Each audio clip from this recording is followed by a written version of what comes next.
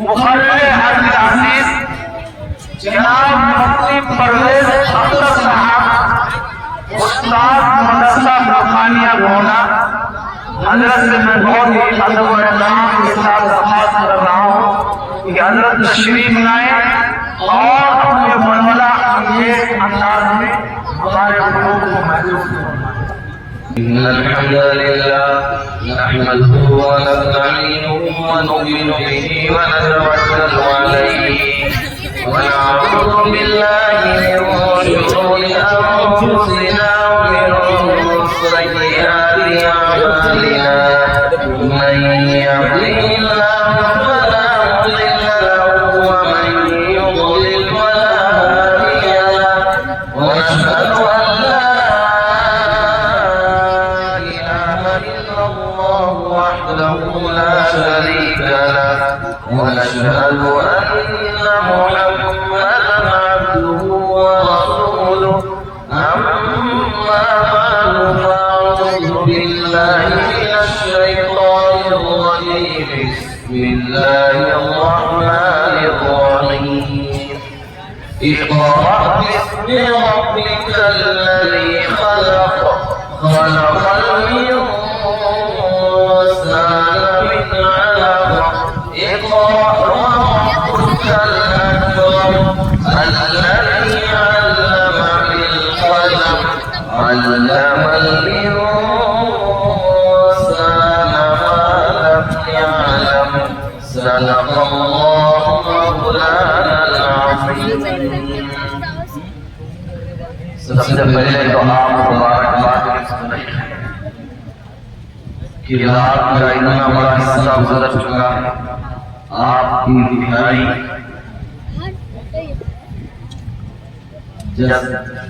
جذبات کے ساتھ، ہوش کے ساتھ، شوق اور ولولے کے ساتھ یہاں اکٹھا ہیں۔ اللہ تعالیٰ آپ کے اکٹھا ہونے کو قبول فرمائے۔ اللہ تعالیٰ ہماری اور آپ کی نجات کا ذریعہ بنائے۔ اور انتہائی مبارکباد کے مستحق ہیں وہ لوگ جنہوں نے یہ بزم سجائی، جنہوں نے اس محفل کو سجایا، جنہوں نے اس اجلاس کو منعقد کیا۔ خاص طور پر جناب عابد افروز عالم صاحب سب مبارکباد کے مستحق ہیں، جن کی کوششوں سے، محنتوں سے اور اسی طرح دیگر حضرات جن کا کام شامل رہا ہم اور آپ یہاں اکٹھا ہیں اور دین کے نام پر، اسلام کے نام پر اور جناب محمد رسول اللہ صلی اللہ علیہ وسلم کی محبت میں یہاں اکٹھا ہیں۔ اللہ تعالیٰ تمام کی کوششوں کو قبول فرمائے۔ اگر کوئی قوم اور خاص طور پر اس کے نوجوان بیدار ہیں، ان کی نادریں شراب میں نہیں گزرتی، ان کے ہاتھوں میں جام نہیں ہے، ان کے دل گالی گلوچ میں نہیں گزرتے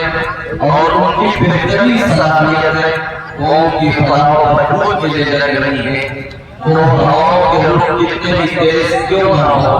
آندھیوں کے تھپیڑ کتنے بھیانک کیوں نہ ہو، دنیا ایسی قوم کا کچھ نہیں بگاڑ سکتی۔ لیکن جس قوم کے نوجوان ناچ گانے میں مبتلا ہو جائیں، جو شراب کے نشے میں دھت نظر آئیں، جو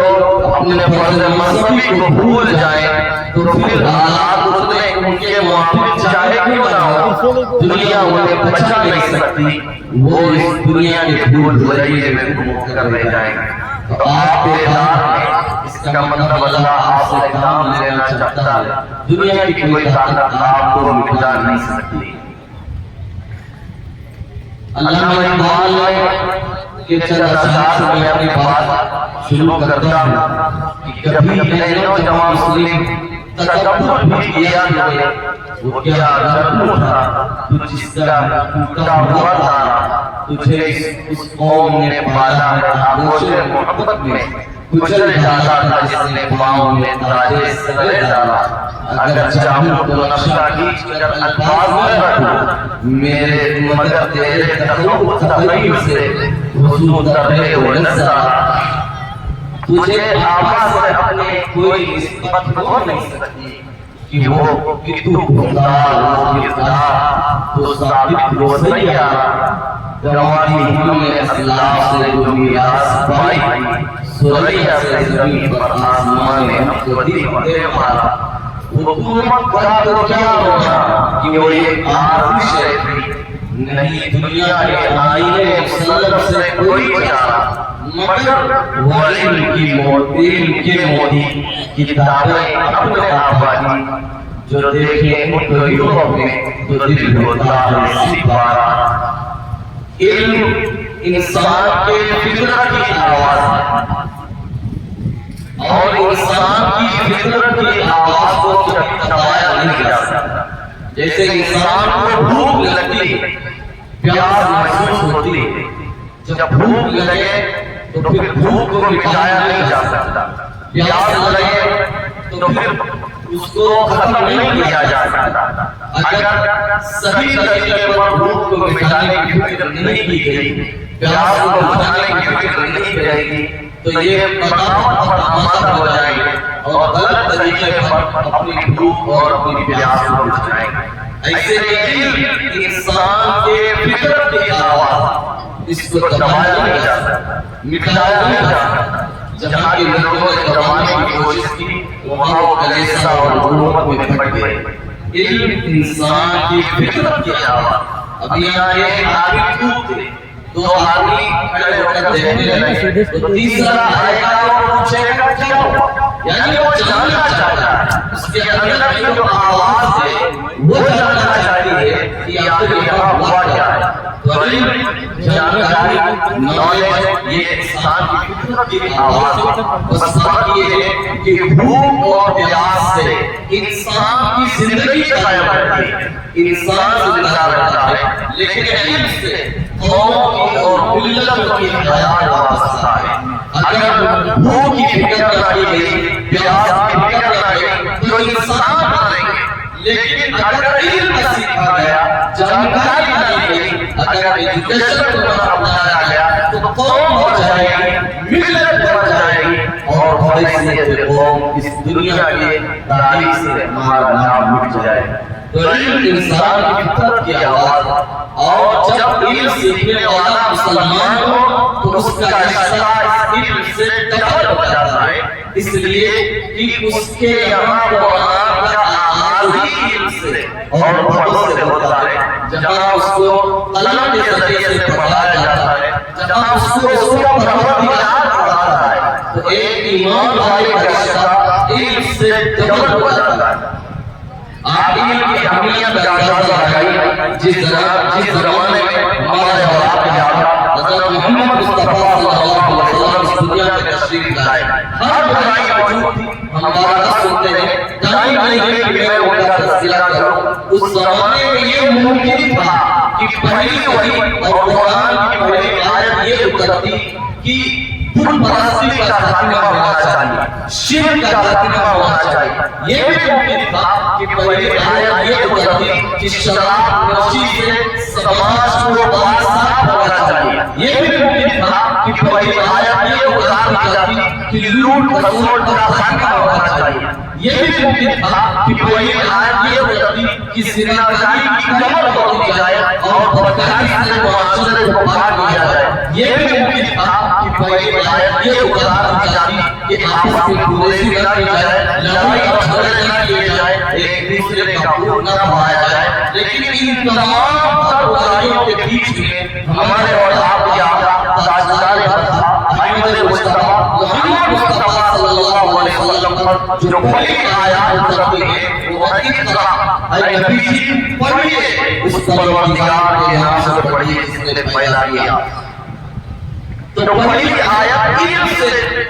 شروع ہوتی ہے پڑھنے سے شروع ہوتی ہے دنیا کو یہ بتانے کے لیے کہ اندھیرے کتنے ہی بھیانک کیوں نہ ہو اور کتنے ہی شکلوں میں کیوں نہ ہو ان تمام کا علاج ایک ہے اور وہ ہے کہ علم کا دین اور علم کا شمع جلا دیا جائے میں اس کو ایک مثال سمجھاتا ہوں اگر ایک ڈاکٹر اندھیرا ہو کسی کمرے میں وہاں آپ کو معلوم ہے کہ یہاں سانپ بھی بچھو بھی دوسرے زہریلے جانور بھی تو بجائے اس کے کہ پہلے آپ مارنے کا انتظام کریں، پھر بچھو مارنے کا انتظام کریں، پھر دوسرے جانوروں کو مارنے کا انتظام کریں، ان تمام کو ختم کرنے کا ایک طریقہ ہے کہ آپ ایک روشنی جلا لیجیے، سانپ بھی بچ جائے گا، بچھو بھی بچ جائیں گے، دوسرے زہریلے جانور بھی بچ جائیں گے۔ اس لیے اللہ نے جب محسوس کیا کہ دنیا بھیڑوں سے بھر گئی ہے، کس کا علاج بتایا جائے، علم کا ایک دین جلا دیا جائے، علم کی ایک شمع روشن کر دی جائے، علم کا ایک اجالا کر دیا جائے، بت پرستی کی وبا، شرک اور کفر کی بیماری اور شراب نوشی کی لت، سکے بازی کی بیماری اور زناکاری کے تمام ختم ہو جائیں گے۔ اس لیے اسلام نے اپنا آغاز ہی علم سے اور ایجوکیشن سے کیا، اس لیے ایمان والے کا علم سے ڈبل ہوتا ہے۔ اگر علم کے پیچھے ہے تو دوسرے لوگ ایک بار مسلم ہے، ایمان والا ڈبل مسلم ہے اور اس کو ڈبل سزا ملنی چاہیے۔ اسی لیے آپ اللہ کا علم جب جناب محمد رسول اللہ صلی اللہ علیہ وسلم نے مکہ معظمہ میں اپنی نبوت کا اعلان کیا، اظہار کیا، تو آپ نے حضرت زید بن ارقم کے گھر میں ایک چھوٹے سے ادارے کی بنیاد ڈالی، جہاں جو لوگ ایمان لاتے تھے وہ علم سیکھتے تھے، جانکاری لیتے تھے، لوگوں کے اوپر ظلم و ستم کے پہاڑ توڑے گئے، یہاں تک کہ رسول اللہ صلی اللہ علیہ وسلم کے چہرے پر ٹوٹا گیا، آپ کے سر پر مٹی گرائی گئی، آپ کو مجنون پاگل اور دیوانہ کہا گیا، 3 سال تک بدترین بھائی قرار دیا گیا، لیکن کوئی نہیں کہہ سکتا کہ وہ تھا جو علم کے نام مشہور ہوا تھا۔ ایک علم ہے اور ایک علم بھی بن رہا ہو، وہ اپنا نام کرتا رہا، لوگ آتے رہے، سیکھتے رہے اور وہاں سے تعلیم حاصل کرتے رہے۔ پھر جب جناب محمد رسول اللہ صلی اللہ علیہ وسلم اور آپ کے ساتھی ہجرت کر کے مدینہ منورہ تشریف لائے، علم کی اہمیت کا اندازہ آپ لگائیں، چونکہ یہ تعلیم بیداری کا درس ہے، اس لیے کچھ باتیں میں اعلان ضروری سمجھتا ہوں۔ آج جب دیے گئے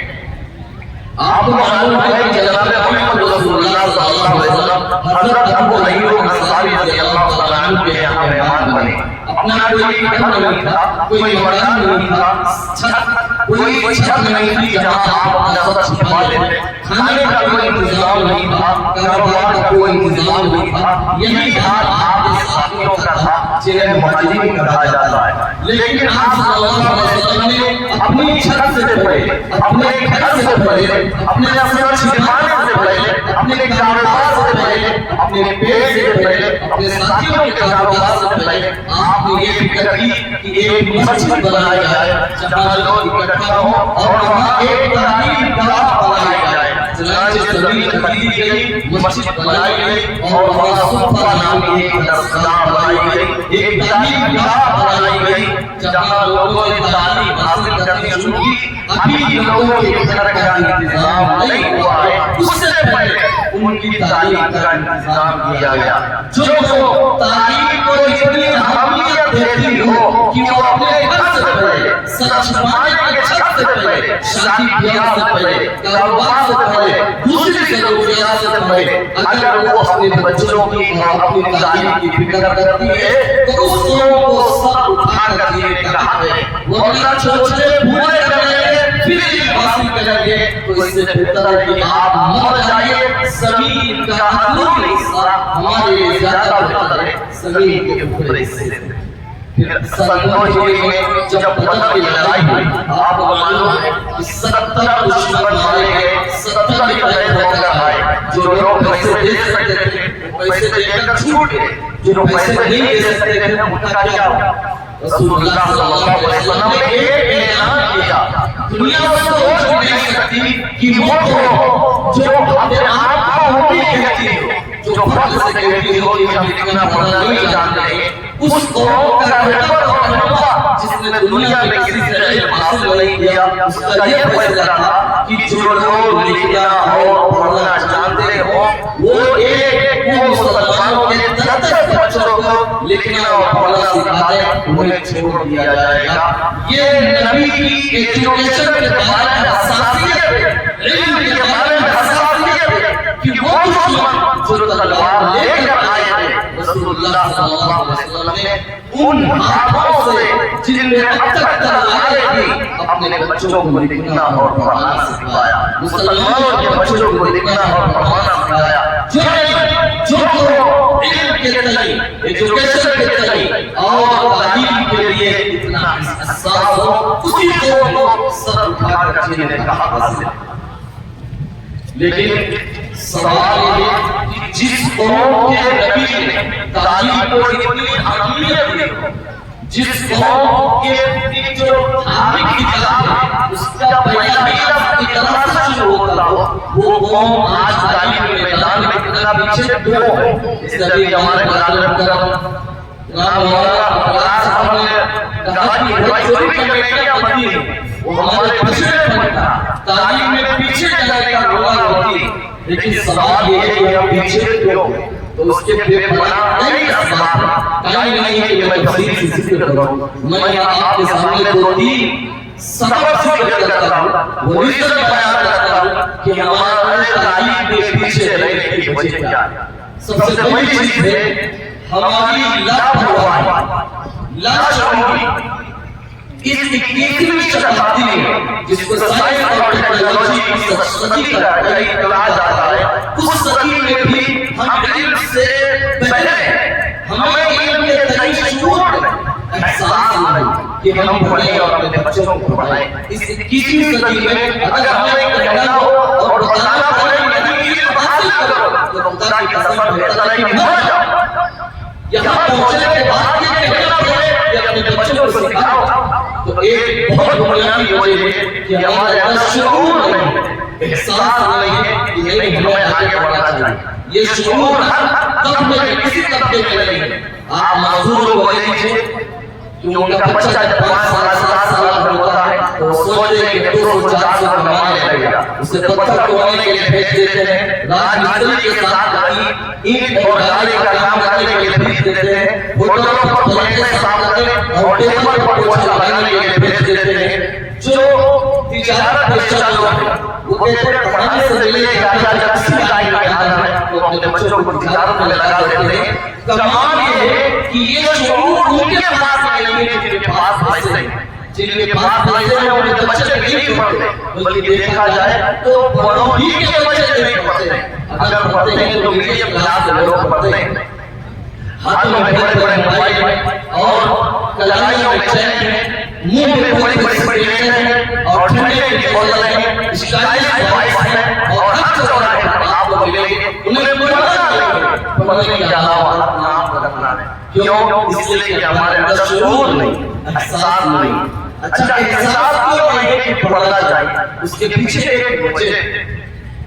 ہم سوچتے ہیں یار مرکب ہوگا کیا، وہ دیکھو فلاں ڈاکٹر صاحب ہے، پی ایچ ڈی ہولڈ، فلاں دیکھو ایم بی اے ہے، بی بی اے ہے، فلاں دیکھو بی ٹیک ہے، ایم ٹیک ہے، انہوں نے بی ایڈ اور ایم ایڈ بھی کر لیا، دیکھو وہ ٹہل رہے ہیں۔ تو ہم پڑھے کیوں؟ نوکری تو ملی ہی نہیں، تو آدمی سوچتا ہے نوکری تو ملی ہی نہیں ہے، اس لیے پڑھ کر ہوگا کیا؟ سوال یہ ہے کیا قرآن کی کسی آیت میں رسول اللہ صلی اللہ علیہ وسلم کے کسی فرمان میں یہ کہا گیا ہے کہ تعلیم کا مقصد نوکری ہے، تعلیم کا مقصد پیسہ کمانا ہے، پیسہ کمانا ہے؟ نہیں، پیسہ کمانا نوکری ہے اس کا ہے، پر تعلیم آدمی کو شعور سکھاتی ہے، آدمی سکھاتی ہے، جینے کا سلیقہ بتاتی ہے۔ جب تعلیم آدمی کے اندر، جب علم آدمی کے اندر آتا ہے تو اس کی گفتگو کا انداز، اس کے رہن سہن کا انداز، اس کی بول چال کا انداز، دوسروں کے ساتھ معاملات طے کرنے کا انداز بدل جاتے ہیں اور اسلام بھی چاہتا ہے۔ آپ پڑھے ہوئے، آپ پڑھے ہوئے 5 لوگ ہوں جو چاہیے ان کی گفتگو سن کر آپ کو اندر سے جو تکلیف ہوتی ہے، اسی تکلیف کا نام ہے شعور، کہ آپ کے اندر علم ہے اس لیے آپ کو تکلیف ہو رہی ہے۔ اسلام یہ چاہتا ہے کہ یہی شعور پوری دنیا کے لوگوں کے اندر پیدا ہو جائے۔ تو تعلیم کا مقصد نوکری خالی کرے، تعلیم کا مقصد ہے کہ آپ کے اندر احساس پیدا ہو جائے، آپ ذمہ دار انسان بن جائیں، آپ کے اندر جینے کا سلیقہ آ جائے، آپ کے اندر بات کرنے کا انداز پیدا ہو جائے، آپ کے اندر انسان کو ٹھیک کرنے کا طریقہ پیدا ہو جائے۔ یہ تعلیم کا مقصد ہے, نوکری ہر ایک مقصد نہیں, مل جائے بہت اچھی چیز ہے. یہ میرے پیچھے ایک درخت لگا ہوا ہے, اگر یہ پھل نہ دے تو یہ کہاں کی علامتی ہے کہ اسے کاٹ دیا جائے. اگر یہ پھل نہیں دیتا ہے وہ آکسیجن دیتا ہے, سایہ دیتا ہے. کتنے شہر اور قریب ہیں جو اس سے فائدہ اٹھاتے ہیں, کتنے مسافر ہیں اس کے نیچے بیٹھتے ہیں. ایسے ہی اگر تعلیم سے نوکری نہ نکلے تو پھر بہت کچھ ہو دیتا ہے. اس کا مطلب یہ نہیں کہ ہم پڑھنا چھوڑ دیں. تو اس لیے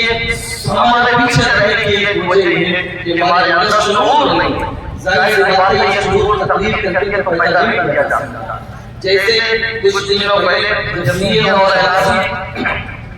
یہ مصیبت ہمارے سروں پر پڑی تو ہم نے دیکھا کہ ہمیں ٹیمیں بنائی, ہم دوڑ رہے دروازوں پر ہمیں دستک دی, پردیس میں رہنے والوں کو فون کیا کہ اپنا نام صحیح لگا لو, آدھار صحیح لگا لو, پروف صحیح لگا لو, ورنہ تم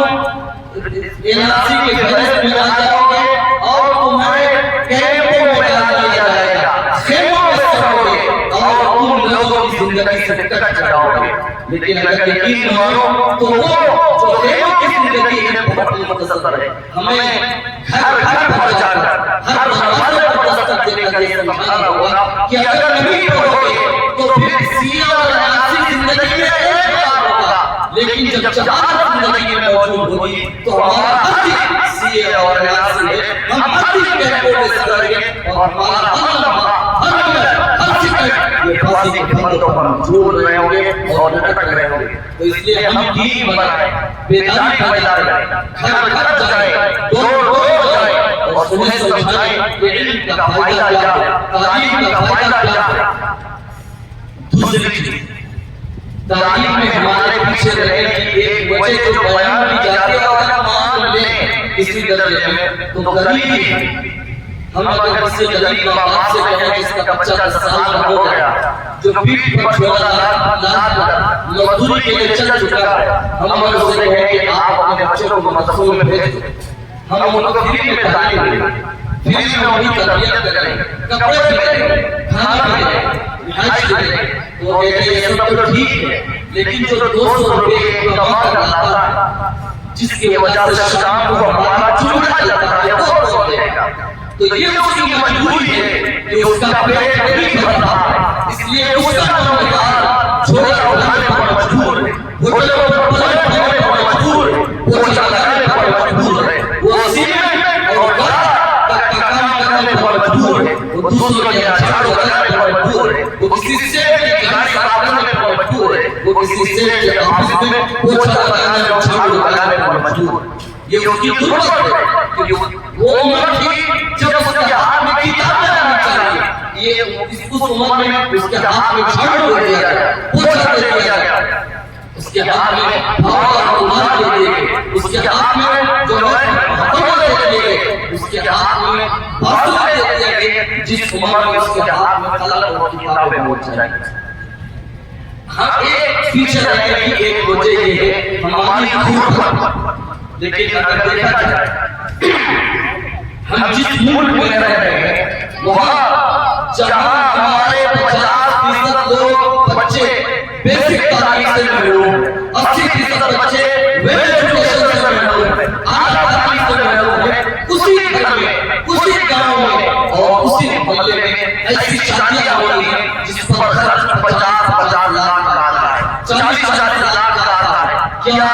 ایسے کے قوم ہمیں یہ دیکھ دیتا ہے کہ جس قوم کا بچہ پڑھ نہ سکتا ہو وہ قوم اپنے اپنے پر, اپنے عقیدے پر, اپنے جانشینے پر اور اپنے باپ کے مر جانے پر, کسی کے پیدا ہونے پر اتنی خوشی منائے کہ کروڑ روپے نکالے. اگر یہ کروڑ روپے ہوتے تو اپنے قوم کو آگے بڑھنے پر لگائے جا سکتے تھے. اس لیے ہماری دو ذمہ داری, ایک اجتماعی اور ایک انفرادی. اجتماعی زندگی یہ ہے کہ مان لیجیے گوڑا کا نام بہت سنتے ہیں, ہمارا بھی ایک مشہور گاؤں ہے گوڑا سے 20 کلومیٹر دور جائے, حضرت محمد ایک چھوٹا سا گاؤں ہے. آپ کا گاؤں تعلیم کے اعتبار سے, نوکری کے اعتبار سے یہاں سے لے کر تقریباً پورے ملک میں جو ہے وہ مشہور ہے اور آپ علی گڑھ چلے جائیں، دلی چلے جائیں، کہیں گورنر اس علاقے کے لوگ مل جائیں گے، سب سے بڑی چیز یہ ہے کہ سرکاری نوکریوں میں ایک بہت بڑی تعداد ہے. ہم اگر ایسے، لیکن شکایت ان لوگوں سے یہ ہے کہ ایک غریب آدمی یا مڈل کلاس کا آدمی جب پڑھنے جاتا ہے، آگے بڑھتا ہے، نوکری مل جاتی ہے، آفس جوائن کر لیتا ہے، تو وہ کبھی پلٹ کر اپنی قوم کی طرف نہیں دیکھتا کہ میں جس سماج سے نکل کر آیا ہوں، جس معاشرے سے نکل کر آیا ہوں، اس کے اور بچوں کا کیا ہوگا جو ہماری طرح وہ زندگی گزار رہے تھے، جن کے پاس پڑھنے کے لیے کتابیں نہیں تھی، اسکول میں دینے کے لیے فیس نہیں تھی، جن کے پاس لکھنے کے لیے قلم نہیں تھے، جن کے پاس پڑھنے کے لیے ڈریس نہیں تھے، جن کے پاس لکھنے کے لیے بستے نہیں تھے، ان کا کیا ہوگا؟ وہ اپنی لگژری لائف میں مست تھے، اور اگر وہ مست ہوتے بات یہی تک ہوتی تو کوئی شکایت نہیں تھی. اس سے آگے کی بات یہ ہے کہ جب حکومت کی طرف سے مائنورٹیز کے لیے، اقلیت کے لیے کوئی اسکیم نکلتی ہے تو بجائے اس کے کہ وہ غریب کے بچوں تک کوئی اسکیم پہنچتی، وہی لوگ جو حکومت کا بہانہ دے کر اوپر بڑھتے وہی ان بچوں کی اسکیم کو کھا جاتے ہیں. آپ ان اسکولوں کو دیکھ لیجیے جو مسلمانوں نے جو بنائے ہیں، ان آسانیوں کو دیکھ لیجیے، ان فیسلٹیز کو دیکھ لیجیے جو مسلمانوں کی حکومتوں نے برپا کی، شاید اس سے زیادہ کرپٹ ہندوستان میں کوئی شعبہ نہ ہو. میں آپ نہیں کہنا چاہتا ہوں کچھ لوگ ناراض ہو جائیں گے کہ جو لوگ قوم کے نام پر آئے تھے کہ ہماری قوم ڈوبی ہوئی ہے، ہم اسے اٹھائیں گے، حکومت نے ان کا ساتھ دیا تو انہوں نے قوم کے نام پر فروغہ پھٹ دیا. ساری آسانیاں انہوں نے اپنے لیے، اپنے بچوں کے لیے، اپنے رشتہ داروں کے لیے تباہ کر رکھی، اور غریب کا بچہ جہاں تھا وہی کہا تھا، بلکہ اس کی غربت اور بڑھتی گئی، وہ نیچے سے بیٹھا تھا. تو اس لیے حیثیت قوم ہمارا یہ فرض بنتا ہے کہ اگر ہمارے یہاں 10 لگژری گاڑیاں ہیں تو ہم اس سے نیچے اتریں. ہمارا کام اگر آٹو سے چل سکتا ہے تو پھر اس کے اوپر جانے کی ضرورت نہیں ہے. ہماری یہ جو پوچھی ہے، ہمارے اس گاؤں میں اگر 100 آئی فون ہے تو آئی فون کے بجائے سیمسنگ سے اور موبائل سے بھی کام چل سکتا ہے. ہم اگر پوچھی کو اکٹھا کریں تو ایک اچھا ٹیوشن سینٹر بنا سکتے ہیں، ایک اچھا کوچنگ سینٹر ڈال سکتے ہیں، ایک چھوٹا موٹا اسکول ڈال سکتے ہیں. ہم اپنے حصے کی شروعات کو کریں. لیکن افسوس ہوتا ہے کہ اگر کوئی کام شروع بھی کیا جائے تو مسلمان دنیا کی وہ بدترین قوم ہے جس کی سمجھ پر افسوس ہوتا ہے کہ ان کے تعلیمی ادارے جتنے اختلاف کے شکار ہیں، دنیا میں کوئی اور قوم نہیں ہے دھرتی کے اوپر جن کے تعلیمی ادارے اتنے اختلاف کے شکار ہیں. میں تو آپ کے یہاں نہیں کہہ سکتا اس لیے کہ آپ مشہور لوگ ہوں، لیکن ہم اپنے آس پاس دیکھتے ہیں ایک اسکول ہے 25 لوگ کی کمیٹی میں گیا وہ اختلاف کا شکار. مدرسہ ہے 10 کمیٹی آپس میں لڑ رہی ہیں اور پولیس کے نام الزامات ہو رہے ہیں اور ہزاروں روپے مہینے میں وہ کوڑ اور کچرے میں جا رہے ہیں. یہ وہ قوم ہے جس کی شروعات اس طرح سے ہوئی تھی، جس کو کہا گیا تھا پڑھیے، اس کا عالم یہ ہے. تو اس لیے ان اختلافات کو مٹائیے اور اجتماعی طور پر کوشش کریں. 4 لوگ مل کر، 5 لوگ مل کر ایک پرائمری اسکول کی بنیاد ڈالیں، ایک جونیئر ہائی اسکول کی بنیاد ڈالیں، انٹر کالج کی بنیاد ڈالیں، ایک جو ہے اوپر اٹھ کر ڈگری کی بنیاد ڈالیں. اور انفرادی طور پر ہم کیا کر سکتے ہیں؟ یہ تو باتیں بتا کر میں اپنی بات ختم کرتا ہوں. 20 تک کوئی ٹائم لگا، 3 منٹ ہو گئے. رسول اللہ صلی اللہ علیہ وسلم کے چچا حضرت ابو طالب مالی اعتبار سے کمزور تھے. آپ کے دوسرے چچا حضرت عباس یہ مانا تھا. اللہ کے رسول صلی اللہ علیہ وسلم نے ایک حضرت عباس سے کہا کہ چچا جان ابو طالب کا بوجھ ہلکا کرتے ہیں. یہ دونوں نے حضرت ابو طالب سے کہا کہ آپ کے یہاں بچے زیادہ ہیں، ایسا کریں کچھ بچوں کو ہمیں دے دیجیے، ہم ان کی تعلیم تربیت کریں گے اور آپ کا بوجھ ہلکا ہو جائے گا. ابو طالب نے کہا علی اور جعفر کو لے جا سکتے ہو. چنانچہ حضرت جعفر کو حضرت عباس لے گئے. حضرت علی کو جناب محمد رسول اللہ صلی اللہ علیہ وسلم لے آئے. پھر آپ نے حضرت علی کی تعلیم تربیت کی، آپ کو پالا پوسا بڑا کیا. جب رسول اللہ صلی اللہ علیہ وسلم مدینہ میں علم پہ آئے تو علی اس شہر علم کا دروازہ کھلا ہے. تو اس لیے اگر آپ کو اللہ نے پیسہ دیا آپ اپنے رشتے داروں پر خرچ کرنا چاہتے ہیں تو میرا مشورہ یہ ہے ابھی جولائی کا مہینہ شروع ہونے والا ہے بجائے اس کے کہ آپ ان کی 10-5 ہزار سے مدد کریں یہ بھی ضروری ہے آپ اپنے خالہ اپنے ماموں اپنے چچا اپنے بہن اور اپنے بھائی کے یہاں اگر ان کا بچہ ہونا چاہتا ہے وہ پیسے کے اعتبار سے کمزور ہے آپ دھیرے سے ان کے کان میں جا کر کہیں کہ چچا جان آپ کے بچے کو میں پڑھاؤں گا آج وہ بچہ بھی میرا میرے دو لڑکے تھے آج سے 3 لڑکا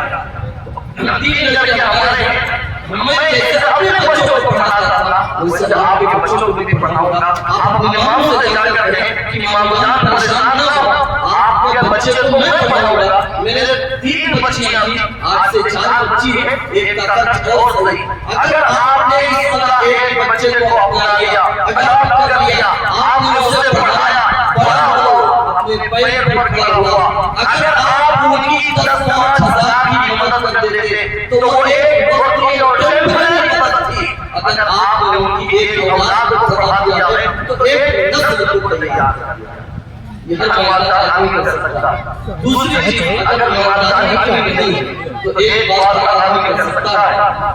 کہ آپ کہیں نوکری ہے کہیں تجارت کریں صدقے کا ایک ڈبہ بنائی اس میں 10 روپے روزانہ ڈالیے ایک مہینے میں 300 روپے ہوں گے ہر آدمی کر سکتا ہے اس 300 روپے کو آپ کسی مانگنے والے بنا دیجیے کسی بھوکے والے بنا دیجیے اس 300 روپے کو اپنے لوگوں کے کسی بچے کی تعلیم پر لگا دیجیے اس کی فیس جمع کروا دیجیے یہ شاید قوم کے ساتھ سب سے بڑی مدد ہوگی اللہ تعالیٰ ہمیں سمجھ کی توفیق عطا فرمائے یوں تعلیمی بیداری آئے گی ورنہ تقریر سے بھاشن سے ہمارے چلانے سے کوئی تعلیمی بیداری نہیں آئے گی ہم اور آپ اس کا جائے چلیں گے ہمارے قائد کر رہے ہیں ہمارے چلے جائیں گے آپ چلے جائیں گے لیکن سنجیدگی سے اس پر غور کیجیے دوسری تیسری بات ہمارے پیچھے رہنے کی ایک وجہ ہے فضول خرچی کہ ہم شادیوں پر بیاہ پر منی پر اتنا خرچ کر دیتے ہیں کہ اب ویب ایجوکیشن دلانے کے لیے ہمارے پاس بجٹ نہیں بنتا اس لیے شادیوں کو آسان کیجیے وہ پیسے آپ اپنے بچوں کی تعلیم پر لگائیں اور ایک آخری بات جو مولانا فراز صاحب کی بات کا نچوڑ تھا کہ ہم اپنے بچوں کو پڑھائیں کیا یہ سوال تو اس کا ایک جواب ایک لفظ میں مجھے معلوم ہے کہ ٹائم ہو چکا ہے اس کا جواب یہ ہے کہ اسلام نے جو شروعات کی ہے وہ اقرار سے اور اسلام نے چاہا کہ ہماری زندگی کی شروعات اقرار سے ہو پڑھنے لکھنے سے ہو لیکن اس کا اختتام اس بات پر ہو کہ ہماری زندگی میں رب کا کام ہو جو تعلیم اپنے رب سے جوڑے وہ سب تعلیم حاصل کیجیے لیکن جو تعلیم آپ کا راستہ آپ کے رب سے کاٹ دے چاہے وہ MBBS ہو چاہے وہ BS ہو چاہے وہ BS ہو چاہے وہ IAS ہو PCS ہو وہ تعلیم نہیں وہ فتنہ ہے وہ تعلیم نہیں جہالت ہے جو تعلیم آپ کو اپنے رب سے نہ ملا سکے جو تعلیم ہمارے اندر انسانیت نہ پیدا کر سکے ایک بیمار کے دکھ کو دیکھ کر اگر ڈاکٹر لوٹنے کی پوزیشن میں آ جائے ایک پریشان ہاتھ کو دیکھ کر وہ لوکیل اس کا گلا کاٹنے کو سوچنے لگ جائے تو سمجھے یہ تعلیم نہیں یہ ڈکیتی ہے اس سے اچھا وہ بچہ ہے جو ناز صاحب کر رہا ہے یہ سوچ کر کہ کسی کو تکلیف نہ ہو تو اس لیے ہر وہ تعلیم حاصل کیجیے جس میں رب کا تعلق ہو انسانیت کی ہمدردی ہو اللہ ہمیں عمل کی توفیق عطا فرمائے اس وقت کو سجانے والوں کو اس کے پیچھے محنت کرنے والوں کو دعائیں کرنے والوں کو یہاں تک کہ محبت کی نگاہ سے اس کو دیکھ لینے والوں کو اللہ قبول فرمائے کام چھوٹا نہیں ہوتا ہے لیکن اگر اخلاص سے ہو تو اس کے نتائج بہت بڑے بڑے ہیں آج یہ پہلا قدم اٹھا ہے تعلیم بیداری کی طرف انشاءاللہ اس کے نتائج بہت اہم نکلیں گے اللہ ہمیں عمل کی توفیق دے وما علینا الا البلاغ